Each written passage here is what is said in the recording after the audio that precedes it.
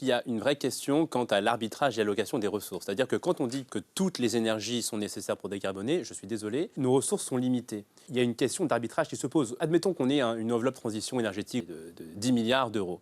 Est-ce qu'il vaut mieux mettre ces 10 milliards d'euros dans la source d'énergie la plus efficace ou est-ce qu'il faut diluer cette enveloppe dans des sources d'énergie dont l'efficacité... Vous n'y croyez pas aux énergies renouvelables? Je prends juste quelques chiffres. On m'a dit tout à l'heure que l'énergie nucléaire était une énergie qui était lente à déployer. Quand on regarde les données, les périodes de réduction des émissions de CO2 les plus rapides dans l'histoire moderne sont dues à un mix hydro-nucléaire. C'est pas grâce aux renouvelables. Hydro, ça veut dire quoi? Hydroélectrique, nucléaire. C'est des barrages en montagne, quand on dit les barrages de la Rance, sources d'énergie qui ont permis de décarboner le plus rapidement dans les sociétés occidentales, c'est le nucléaire et l'hydroélectrique.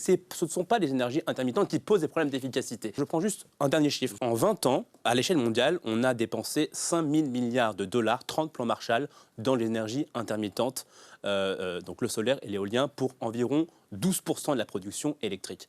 Avec un ingénieur belge qui s'appelle Philippe Charlès, on avait calculé que si ces 5 000 milliards de dollars avaient été investis dans l'atome à l'échelle des pays de l'OCDE, je ne parle pas de pays instables, je parle des pays riches, on aurait obtenu un résultat beaucoup plus satisfaisant de l'ordre de 40-50% de production électrique décarbonée. Donc il y a un arbitrage qui se pose, une question d'arbitrage en matière d'allocation des ressources qui se pose.